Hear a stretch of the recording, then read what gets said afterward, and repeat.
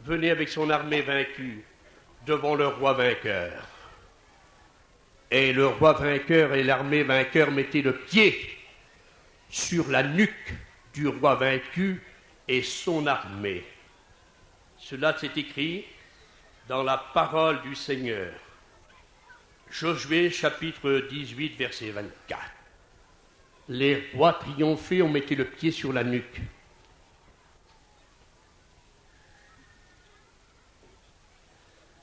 J'aimerais vous dire que Jésus n'a pas gagné la bataille à la croix sur Satan et ses démons, sur le royaume des ténèbres. J'aimerais vous dire de la part du Seigneur une parole de Dieu qui pourrait peut-être vous toucher. C'est mon désir. C'est que Jésus n'a pas gagné, mais il a triomphé, mes amis. Jésus n'a pas mis Satan à genoux. Non. Il est écrit dans le livre de la Genèse, chapitre 3. La première chose que Dieu a dit,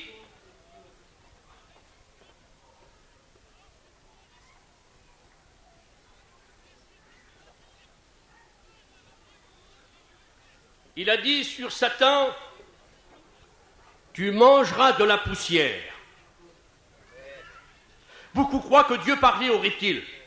C'est normal qu'un serpent mange de la poussière. C'est normal qu'une tortue mange de la poussière. C'est normal qu'un lézard mange de la poussière.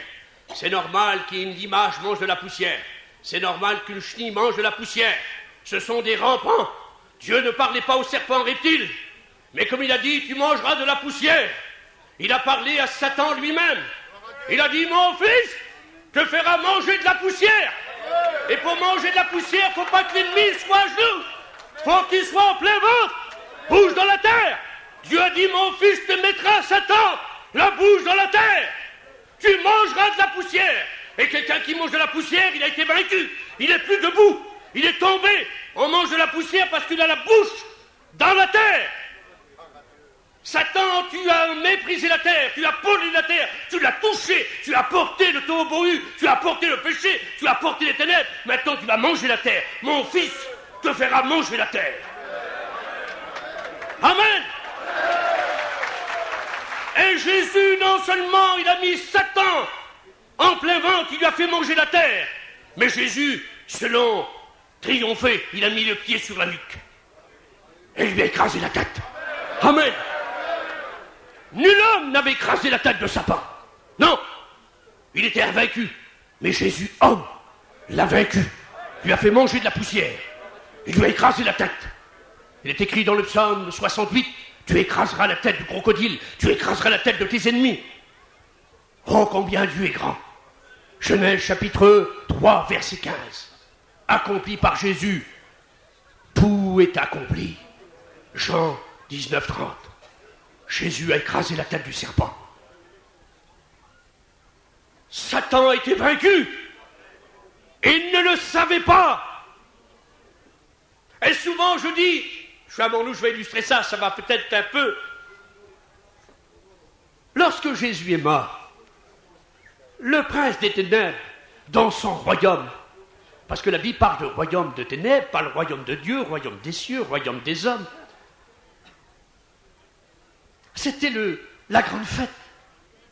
Imaginez-vous qu'un peu, il avait aveuglé les Juifs, les Romains, les rois, le monde d'alors, Judas, et que Satan croyait triompher. Et comme je vous dis tout à l'heure, alors, aucun malade sera guéri, aucun possédé sera délivré. C'en est fini de Jésus, il est mort, il est mort, il est mort. Et c'est la résonnée du Golgotha à Jérusalem sur les 7 collines, le pays des Morijas. Dit dans Genèse 22, Jérusalem, c'est le pays de Morija. Mais Jésus n'est pas mort sur le mont Morija, il est mort sur le mont Golgotha. Alors, c'en est fini de Jésus. Et alors, Satan, j'ai lu ça, a dit, je vais payer le champagne. Je vais payer du Pérignon.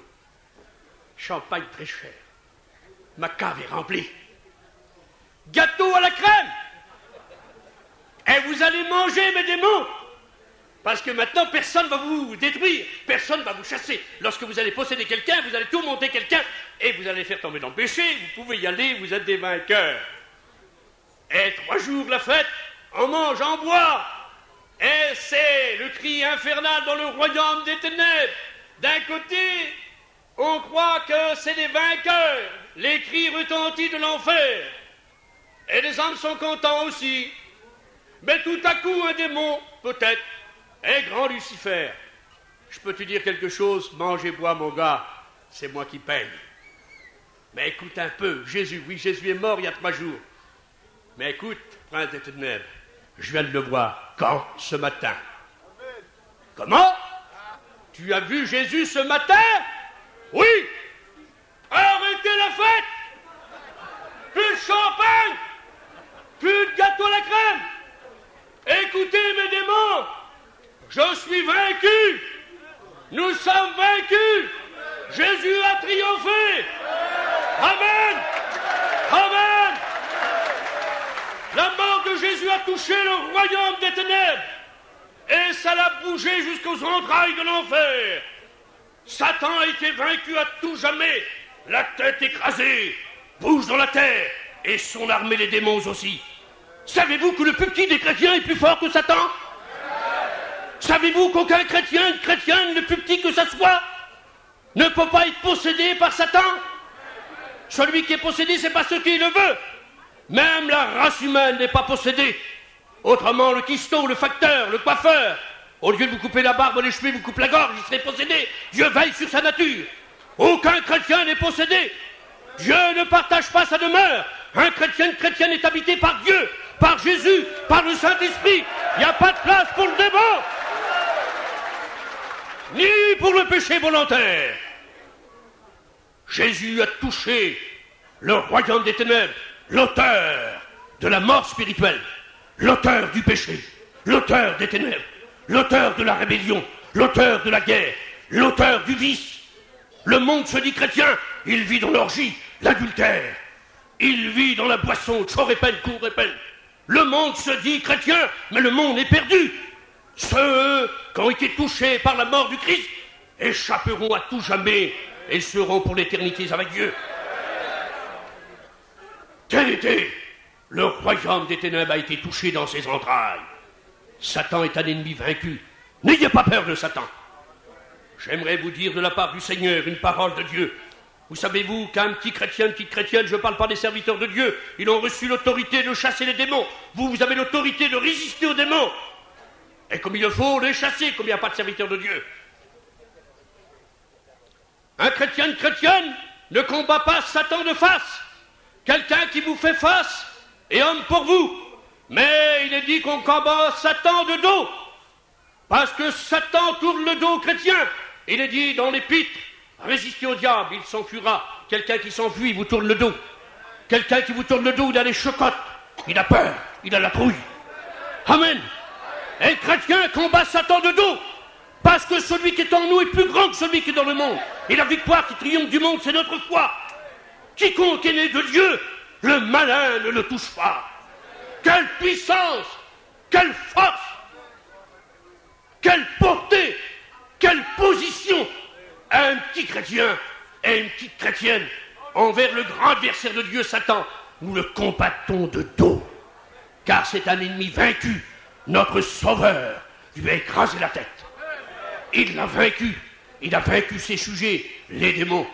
Et savez-vous que les serviteurs de Dieu, selon Marc, chapitre 16, verset 17, chassent les démons? Savez-vous que les chrétiens jugeront les démons? 1 Corinthiens, chapitre 6, verset 3. Quel privilège! Quelle position j'ai! Quelle position nous avons! Quelle position as-tu? Nous jugerons les démons, nous les chassons. Nous sommes vainqueurs. Notre maître les a vaincus, a écrasé la tête. La mort de Jésus a touché le royaume des ténèbres.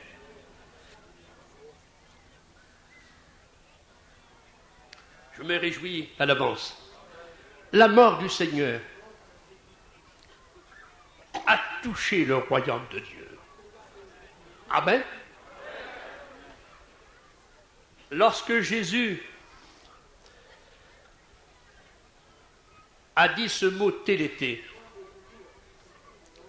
Tout est accompli en français s'écrit en 3 mots. Tout est accompli. Le mot grec, Jésus ne l'a pas dit en français. C'est d'une seule phrase, télété.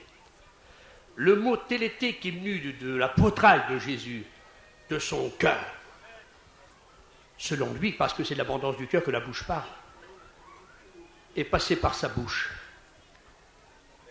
Télété. C'est un cri de vainqueur, non un cri de vaincu. Et ce cri est parti de Jésus, de sa bouche, sur le mont Golgotha il y a 2000 ans. Le cri de Jésus, mes amis, a traversé le ciel des oiseaux, l'atmosphère. Mais il est monté plus haut, le cri de Jésus. Amen. Il a traversé notre système solaire, qui est le Soleil avec les 9 planètes. Mais le cri de Jésus devait monter plus haut. Car plus haut, il y a le royaume aussi de Satan. Son domicile n'est pas sur la terre à Satan. Il est dans les lieux célestes. Éphésiens chapitre 6. Mais il se promène sur la terre, selon Job 1, 7. Il se présente devant Dieu avec des autorisations spéciales de temps en temps. Tout est voulu de Dieu. Et le cri de Jésus a passé notre système solaire et monté vers notre galaxie qui est la Voie lactée. J'ai beaucoup étudié. La Voie lactée fait 1 milliard, 2 milliards de kilomètres.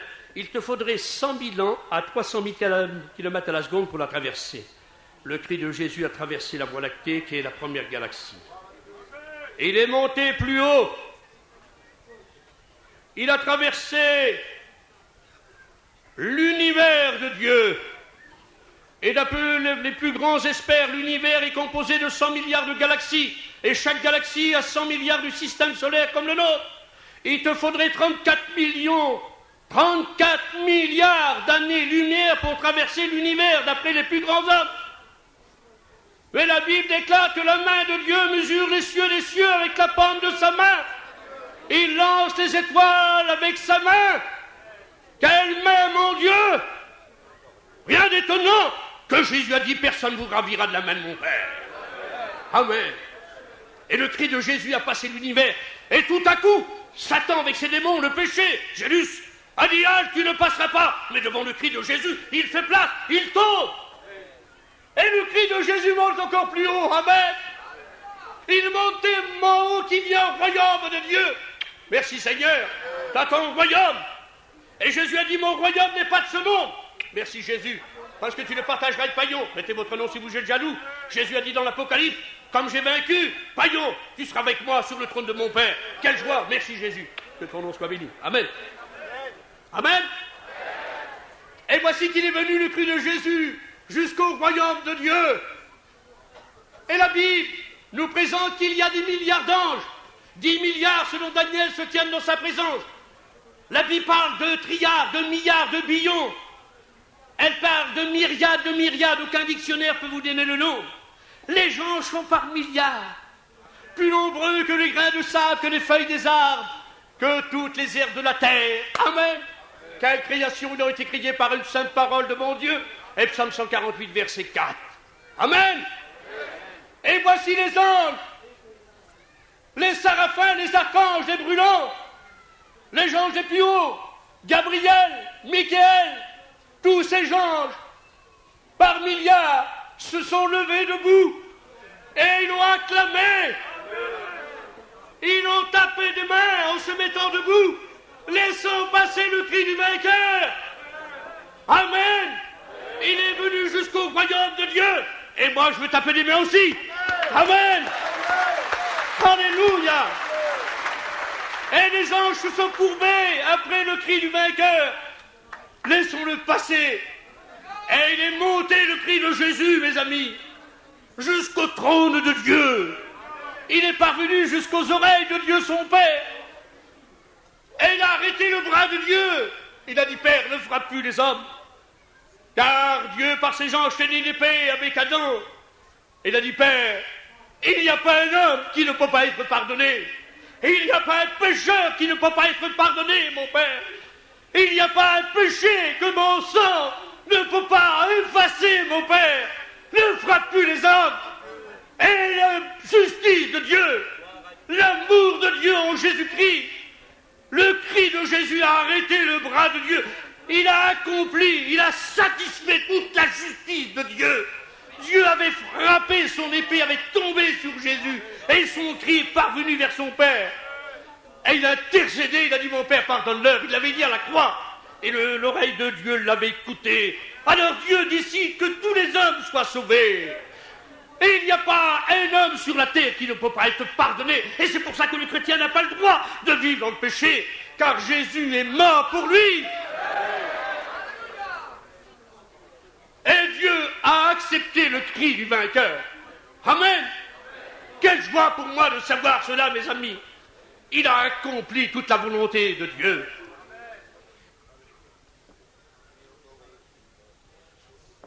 J'aimerais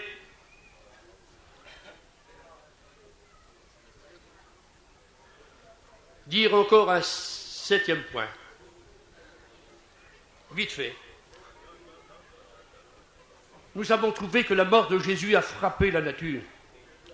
La mort de Jésus, mes amis, a frappé le royaume des morts.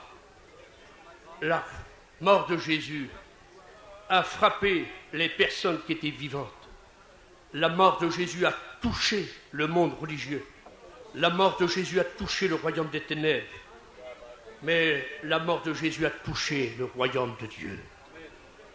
Mais j'aimerais te dire de la part du Seigneur que la mort de Jésus a touché le péché des hommes.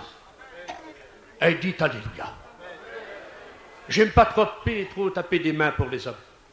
J'aime bien taper des mains pour Jésus. Et je vais frapper les mains pour Jésus.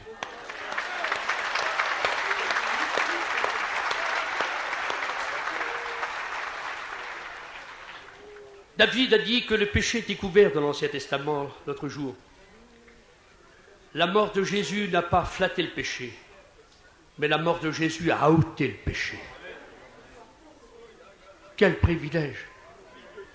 Il est dit dans Isaïe, chapitre 1, verset 18, que le péché des hommes est comme le sac d'un grain moisi. Il est collé à la peau de l'homme, il est coulé dans son sang, il règne en maître dans son cœur. Le péché est toujours plus fort que l'homme. Il se couche à ta porte comme il s'est couché devant Caïn, et Caïn n'avait pas la force de le dominer. Dieu lui avait dit un commandement, domine. Mais, comme disait Martin Luther, une bête féroce est rentrée chez Caïn et l'a dévoré. Le péché a dévoré la race humaine depuis 6000 ans. Mais Jésus, sa mort, a touché le péché des hommes. Amen. Les hommes ont inventé religion, bonnes œuvres, art, musique, architecture, poésie. Mais personne ne peut ôter le péché à la face de Dieu. Jésus, par sa mort, nous a donné le moyen d'échapper à l'emprise du péché. Il n'y a pas un pécheur que Jésus ne peut pas pardonner. Il n'y a pas un péché que Jésus ne peut pas ôter, car sa mort a touché le péché des hommes. Le péché d'Adam, la tête de la race humaine. Par un seul sang, Adam, on descend tous d'un seul sang d'Adam. Et nous sommes coupables, nous sommes des pécheurs. Mais par un seul sang, dit la Bible, le deuxième Adam, nous sommes purifiés, lavés, nettoyés, sanctifiés. Amen. L'orphelin était capable de prendre une feuille de papier de quelques centimes, écrire un poème dessus et mettre son nom et de faire une valeur de plusieurs centaines de mille de francs. Picasso était capable de prendre une toile de quelques francs, de peigner un tableau, de signer son nom et de le vendre pour des millions de nouveaux francs. La Banque de France est capable de prendre du papier, de faire des billets, de prendre du morceau de cuivre, de faire de la monnaie. Ça, c'est la capitale. Le génie, l'art, les hommes sont capables. Mais Dieu est capable de prendre un pécheur, de le laver dans le sang de son Fils et de faire une nouvelle créature. Et ça, c'est la puissance de Dieu. C'est la nouvelle nature. C'est la vie de Dieu en nous. Jésus a dit dans l'évangile de Jean, chapitre 14, si quelqu'un m'aime, moi et mon Père, nous mènerons chez lui. Avoir Dieu et Jésus, tout c'est bon. Amen. Nous sommes pardonnés tout entiers. Et le chrétien n'a pas le droit de vivre dans le péché volontaire. Parce que Jésus a versé son sang. Le diable imite beaucoup de choses. Fausse guérison, comme vous voulez, il trouble les gens. Aspect de la vérité, il trompe le monde. Il imite des choses pour tromper le monde. Mais laissez-moi vous dire que le diable ne peut jamais, il ne fera jamais, il ne pourra jamais imiter le sang de Jésus-Christ. Amen. Parce qu'il a été vaincu à tout jamais, Apocalypse chapitre 12 et verset 11. Ils l'ont vaincu par le sang de l'agneau, le sang de Jésus. Vous voulez que les démons tremblent devant vous? Vous voulez que le diable vous tourne le dos? Soyez lavés et nettoyés dans le sang de Jésus-Christ. Ne demandez pas de l'autorité, vous l'avez. Ne demandez pas le nom aux démons pour le chasser. Vous avez la plus grande autorité du monde. Que Satan lui-même et les démons aient été vaincus. Vous avez été lavés dans le sang de Jésus-Christ. Et nous avons la plus grande autorité qui soit donnée au monde. L'autorité de Jésus. Amen. Une goutte du sang du Seigneur a plus d'efficacité qu'une montagne de prière. Une goutte du sang de Jésus a plus de force et d'efficacité qu'une éternité à genoux de repentance. Une goutte du sang du Seigneur peut faire de toi un homme nouveau, a fait de toi un homme nouveau, une femme nouvelle. Et Jésus a versé son sang. Et il l'a versé au jardin de Gethsémani. Amen. Ça me sert ici. Parce que ça me touche. Et il a versé son sang pour que toi tu puisses faire la volonté de Dieu. Au jardin de Gethsémani. Nul homme ne pouvait faire la volonté de Dieu. Et Jésus a accompli la volonté de Dieu. Il a dit non pas ma volonté mais ta volonté mon Père. Il a versé son sang au jardin de Gethsémani, Jésus. Amen. Pour que tu puisses faire la volonté de Dieu. Il est dit ensuite que Jésus a versé son sang de son visage. Les Juifs l'ont frappé, les Romains aussi au visage. Et son visage n'avait plus l'aspect d'un fils d'homme. Il a perdu son visage, Jésus. Et selon l'expression du prophète, il était défiguré. On lui a arraché la barbe. Je ne vous donne pas de texte, c'est trop long. Jésus a perdu le visage des hommes. Mais pourquoi, Seigneur? Alors j'ai cherché, je suis un homme chercheur. Parce qu'il est écrit dans le livre de la Genèse, chapitre 1, verset 26, Dieu a dit, faisons l'homme à notre image. L'homme portait un reflet de Dieu. Mais l'homme, lorsqu'il a péché dans le livre de la Genèse, chapitre 5, verset 3, il est dit qu'Adam a engendré un fils selon sa ressemblance, non plus à la ressemblance de Dieu. Il avait perdu le reflet de Dieu. Et pour que le monde retrouve le visage, le reflet de Dieu, il a fallu, ô Seigneur, que Jésus perde son visage pour que je retrouve la face de Dieu. Amen. Car dans le visage, il y a les yeux, il y a la respiration, c'est le regard vertueux. Et c'est pour ça que l'auteur aux Hébreux dit, il y a les regards sur Jésus, car il a perdu son visage pour que je retrouve un reflet de la gloire de Dieu. Amen. Jésus, mes amis, a perdu son sang de sa tête. On lui a mis la couronne d'épines. Et de cette tête bénie est sorti le plus grand message de Dieu, l'évangile elle-même, l'amour de Dieu. Tout ce que Jésus avait dans sa tête, il est venu nous le révéler. Et on a mis sur sa tête la couronne d'épines, la malédiction de la terre qui est écrite dans les livres de la Genèse. Et les hommes l'ont frappé. La tête de Jésus a été frappée parce que le monde entier avait perdu les idées de Dieu. Il marchait selon chacun sa voie. Aucun avait une connaissance de Dieu. Mon peuple périt, manque de connaissance de la Bible. Mais la tête de Jésus a été frappée pour que Paillon retrouve les idées de la Bible. Pour qu'il y ait des bonnes idées dans ma tête. Amen. Jésus a été touché, a versé son sang de sa tête pour que moi, ma tête soit remplie de Dieu. Amen. Jésus a été fouetté sur son corps. 40 coups de fouet moins un. Et selon l'expression du prophète, son dos était labouré. Le dos, c'est le corps entier. Jésus a versé son sang de son dos, de son corps, pour que moi et vous, nous soyons le corps de Jésus-Christ. On était étrangers à la vie de Dieu, et Jésus a pris notre place, il a versé son sang de son corps, pour que je devienne le corps de Jésus-Christ, l'Église de Jésus-Christ. Jésus a versé son sang de ses mains. Ses mains ont été percées. Et laissez-moi vous dire que nul homme ne faisait la volonté de Dieu, ne pouvait travailler selon Dieu. Il travaillait, mais selon lui, mais jamais selon Dieu. Les mains de Jésus ont été frappées.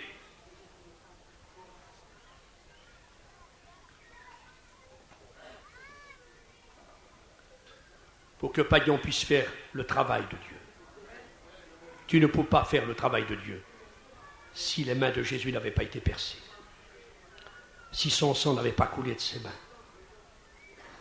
Parce que ses mains ont été percées, tu peux travailler pour ton Dieu.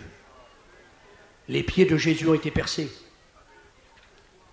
pour que tu puisses marcher avec Dieu. Amen. Alors je te demande de la part du Seigneur, et 7e point de corps du Seigneur, Jésus a été transpercé d'une lance, a transpercé son cœur. Nul homme ne pouvait aimer Dieu, mais le cœur de Jésus a été percé pour que tu puisses avoir l'amour ce matin. Aimer ton Dieu. Qui voudrait dire, ô Seigneur, touche-moi de ton sang, que je fais ta volonté. Touche-moi, Seigneur, de ton sang pour que je porte ton visage. Touche-moi, Seigneur, que le sang coule de ta tête pour que je trouve les idées de la Bible. Touche, Seigneur, aussi, afin que je devienne le corps. Seigneur, tes mains travailler, tes pieds marcher, ton cœur aimer. La mort de Jésus a frappé la nature. Elle a frappé le royaume des morts. Elle a frappé aussi les vivants, le monde religieux, le royaume des ténèbres, le royaume de Dieu et le péché des hommes. Prions Dieu quelques instants. Et un frère nous a prié, afin que nous puissions être bénis. Je crois que tu peux prier.